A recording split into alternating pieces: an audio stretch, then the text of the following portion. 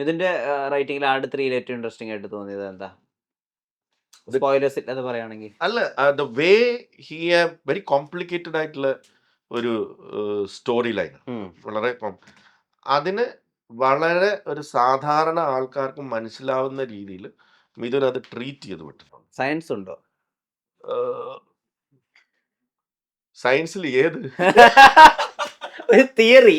Biology ഇല്ല, കുറച്ച് physics ഉണ്ടോ? ബയോളജിയും കെമിസ്ട്രി ഇല്ല, കുറച്ച് ഫിസിക്സ് ഉണ്ടോ? അതായത് 10ാം ക്ലാസ് വിദ്യാഭ്യാസമുള്ളവനും എല്ലാവർക്കും ഡോക്ടറേറ്റ് ഉള്ളവനും ഒക്കെ മനസ്സിലാവുന്നൊരു. ഇതില് പിന്നെ വേറൊരു വലിയ ചലഞ്ച് ഉണ്ടായിരുന്നു എന്ന് പറഞ്ഞാല്, ആട് എന്ന് പറയുന്നത് ഒരു 10 വയസ്സുള്ള ആൾക്കും 60 വയസ്സുള്ള ആൾക്കും 80 വയസ്സുള്ള ആൾക്കും ഒരുമിച്ചിരുന്ന് എൻജോയ് ചെയ്യണം എന്ന് ആയിരുന്നു നമ്മുടെ ഒരു ഇത്. അപ്പം ഈ ജെൻനെക്സ്റ്റ് കോമഡി ചില വാക്കുകൾ അത് ചിലപ്പോ ഒരു നമ്മുടെ സീനിയർ സിറ്റിസൺ അത് മനസ്സിലാവണമെന്നില്ല. യെസ്. അപ്പൊ ഇതിന്റെ ഒരു ബാലൻസിങ് എങ്ങനെ കൊണ്ടുവരണം എന്നുള്ളൊരു വലിയ ചലഞ്ചായിരുന്നു.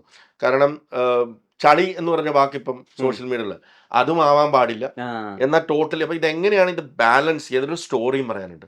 അപ്പൊ ഈ സ്റ്റോറി ടെല്ലിംഗ് ഇതിനകത്ത് വളരെ ഇമ്പോർട്ടൻ്റ് ആണ്. അപ്പം നമ്മൾ ഇപ്പൊ ആട് 2 ആദ്യം തൊട്ട് അവസാനം വരെ അട്ടഹസിച്ചിരുന്ന് ചിരിക്കുക, അങ്ങനത്തെ കോമഡികളായിരുന്നു. അത് ചിലപ്പോൾ ഇന്നിട്ടാൽ എല്ലാ ഓഡിയൻസിനും അത് കണക്ട് ആവോ എന്ന് എനിക്കറിയില്ല. ഇന്നിട്ടാൽ അതിൽ ഇഷ്ടപ്പെടുന്ന ഓഡിയൻസ് ഉണ്ട്,